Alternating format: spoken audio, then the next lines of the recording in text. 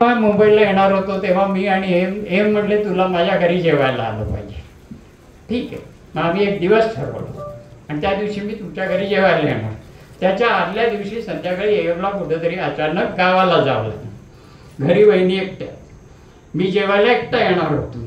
आणि मी सांगतोय 1999ची गोष्ट. एमनी संध्याकाळी मला फोन करून सांगितलं की असं असं झालं, मी गावाला चाललोय, पण तू ठरल्याप्रमाणे जेवायला ये. मी म्हटलं तुम्हीच नाही तर मी कोणाच, म्हणजे आमचा आणि तेव्हा एवढा संबंध नव्हता की मी असं म्हटलं काय नाही तू ये जेवायला. आणि मी सरळ म्हणजे न लाजता काहीही मनात विचार न करता मी एकटा जेवायला गेलो घरी. एम नाही, ज्याच्यासाठी चालले तोच माणूस नाही. वहिनीने मस्त जेवायला वाढला, अर्धा पाऊण तास आम्ही गप्पा टप्पा जेवण झालं आणि मी परत आलो.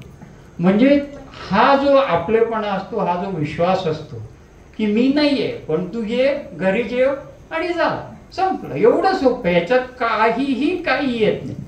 आणि मला आमच्या घरी सुद्धा एम बऱ्याच वेळेला यायचे जेवायला, पण ते कधी 12:30ला मी जेवायला निघालो, जेवायला चालला चल आपण दोघं येऊ. आणि आमच्या घरी माहिती आहे त्यांना म्हणजे काही इश्यूज नसतात. आम्ही घरी 5 माणसं कधीच जेवायचो नाही, तर 7 असायची किंवा 3 असायची, 2 गेलेले असायचे किंवा 2 आलेले असायचे. त्याच्यामुळे एवढ्या हक्काने ते यायचे.